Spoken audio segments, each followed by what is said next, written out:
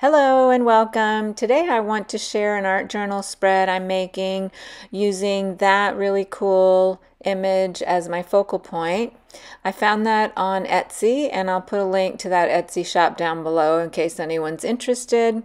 I'm going to be using some of those paints that you see there, and I'm going to glue some papers on my background and then put the paint on top of that.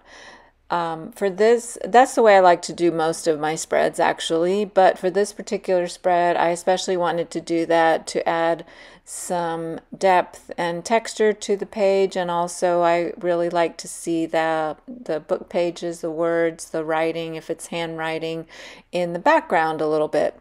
So while I'm gluing my papers down, I am making this art journal spread in response to a prompt for the Facebook group that I manage called the Mixed Media Emporium. So I took this group over in January, took over this group, I should say, and it's a prompt-based group, and so each week there's a different prompt. The first week of the month, the prompt is a color challenge, and so I pick a different color each month, and everyone makes a project using that color. So the color doesn't have to be the only color you use in your project. It just has to be prominent, so it's obvious, that you use the color. So this month the color is yellow, and you can see I have some yellows out there, but I'm also planning to use some of that green and some of that coral that you see in the upper left-hand corner. So that's the prompt. If you're interested in joining the group, I will post the link to the Facebook group in the description box as well. Remember that there are questions that you must answer, or your request to join will be declined, so make sure you answer all those questions. So again, I'm just gluing my papers to the background, and then I will be adding the paint on top of that. I'm using a glue stick because I like to use a glue stick whenever possible. That way my papers don't buckle as much if I use a liquid type of glue.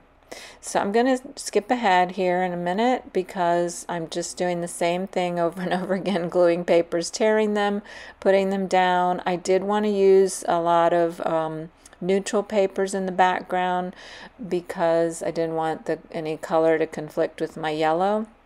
So you can see there that I have glued down a bunch of papers, and then I will just trim off the excess. I'm going to cover my papers with matte medium so that I can use the paint a little more freely on top of that matte medium. So I have my yellows out there that put the matte medium on. It's all dry, and I'm going to put the paint on in the background. I just wanted to see approximately where I wanted to use that image. I decided to cut her out of the background that she was in because I wanted to create my own background. So I'm just going to add the yellows on there any which way. I'm trying not to overthink. I'm trying not to think too hard about it, just putting it on there. It turns out that all those yellows, even though they look different, they look very similar on the page, and they're also much more translucent than I wanted them to be. So I ended up putting a couple of layers on there. And I also took out a little orangey yellow that you can see on my plate there and added that for a little more variation. And then I scribbled with my pencil. As you can see, I really like to do that scribbling in my backgrounds these days. And if you don't want to scribble, you could always do some stamping or maybe some mark making, things like that. So I took out a lighter yellow just to cover up a little more of the background papers. I didn't want them showing through quite that much, and I did want a little variation in my yellows because a lot of the background looked very similar. So I spread quite a bit of that yellow on my background, as you can see there, and then let's see, I let that dry. Okay, everything's dry. And now I'm going to glue down my focal image. I'm going to use those other colors I'm showing you there with some stencils for my background. I had the idea to use, there are the stencils I'm going to use. I had the idea that since she has flowers in her hair and in her top, or kind of flowers in her top, that I would use a floral stencil and then those leaves with green and that reddish orangey color, because those colors are in in the flowers in her hair and her outfit, or similar colors anyway. So I'm going to glue that down again with my glue stick. If you have a good quality glue stick, that works fine, and a thin paper. I printed that out on copy paper. If it was thicker paper, I would use a different kind of glue probably, just to make sure that it sticks on there really well. So I'm going to put her down there where I think she should go, just kind of eyeballing it. I'm using my bone folder because I didn't want to use my fingers because they were quite gluey and I didn't want to make a mess on the pretty focal image. Okay, so next I'm going to be doing the stenciling. So the thing with this stencil is I tried to be careful, but my flowers were a little messier than I would have liked. And again, the paint was more translucent than I liked. So I stenciled each flower twice. I'm not going to show all this, but I'll show you some of it. I tried to use the reddish color and the it's like a light pinky color. It doesn't show very well. I love that color in person, but it doesn't, I don't think it shows well in the video. And sometimes when I stenciled the flowers, it was really light. So again, I stenciled each flower twice, so that, you know, it was a little more opaque. The paint was a little more opaque. So I decided to make one of the flowers green. I'm putting out my two greens to kind of combine the two, because she does have a green flower in her hair.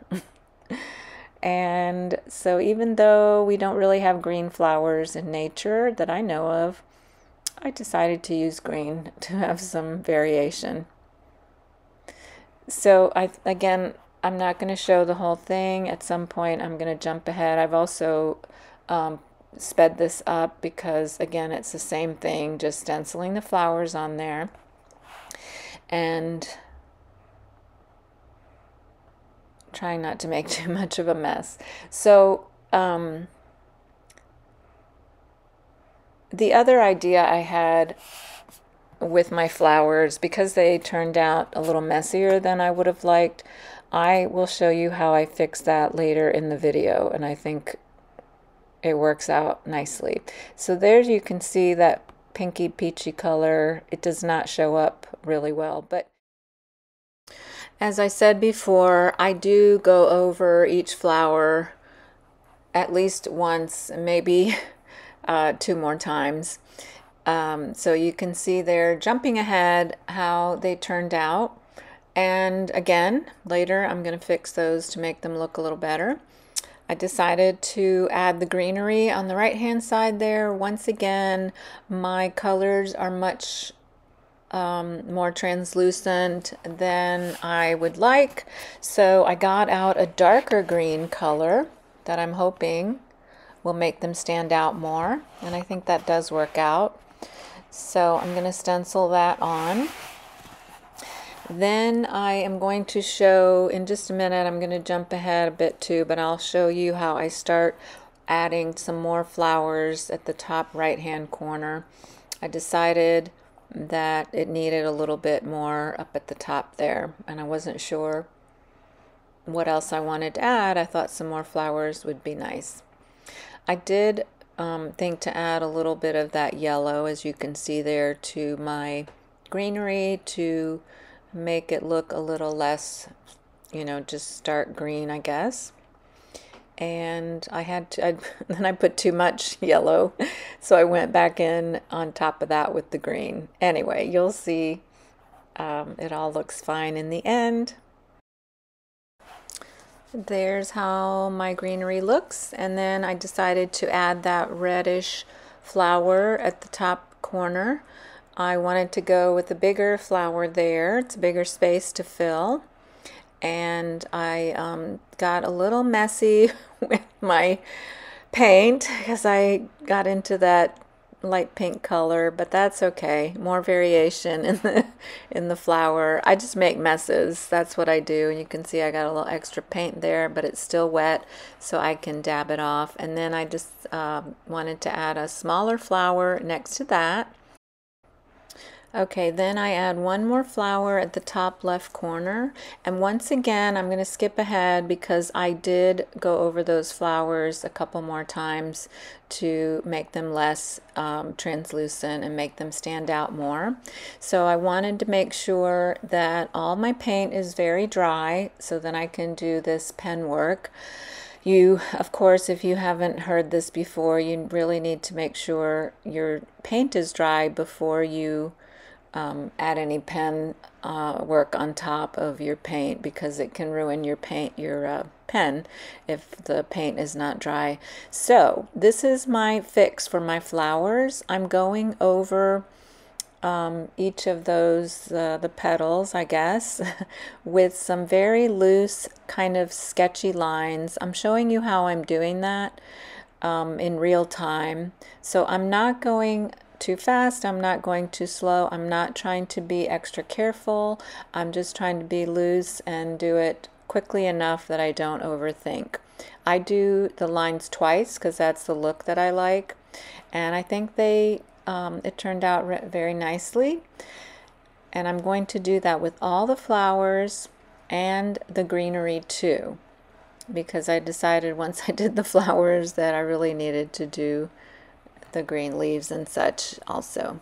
So there's a little bit more of my lines, and you can see how that looks so far. Pretty good. I like it, and I did the green leaves and flowers, I guess. Now I'm going to add some white dots with a white Posca pen. I don't do a lot of doodling or pen work really.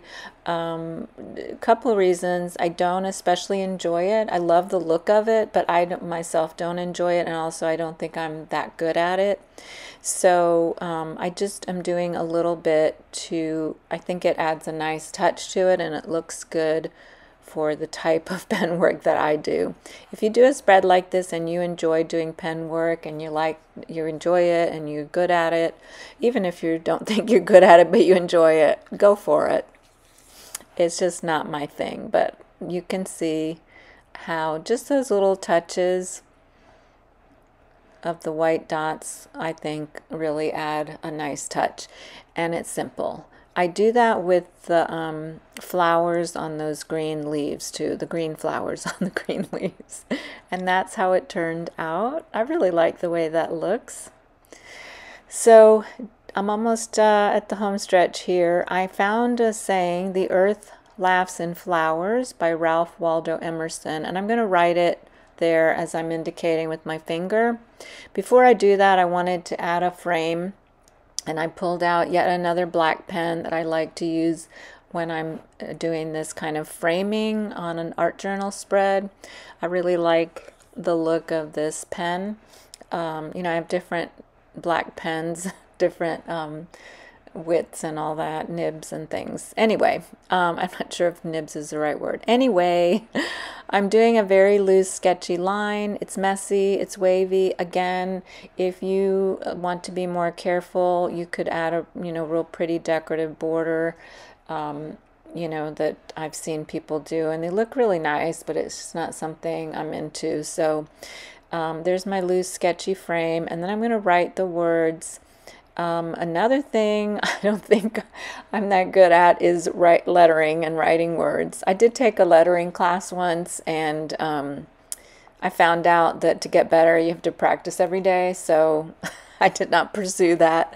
And it's just not my thing, and it's not something I want to spend a lot of time on. So I'm going to write the words in a pencil first, then I'm going to go over it with a black Posca pen, and then once the pen is dry, I'm going to erase the pencil, because I wasn't confident enough in my writing that I wanted to just do it, you know, without writing it out in pencil first, because once you put the Posca pen down, it's pretty permanent. So you know, again, my handwriting I don't think is that great. I wish I had, you know, prettier lettering, but it's fine with me. I don't think it's terrible either. And there you can see I'm writing it out. I'm trying to do this kind of, you know, without overthinking it again too, because, you know, usually if you don't overthink and you do something not too fast, but, you know, but do it kind of quickly, it usually turns out better, in my experience anyway. And then I'm going to take my very thin black pen and write the name Ralph Waldo Emerson, and that's my spread. I really like the way it turned out. It's different than what I normally do, and so I'm pretty happy with it for not being my usual. I hope you enjoyed this, and I'll see you next time.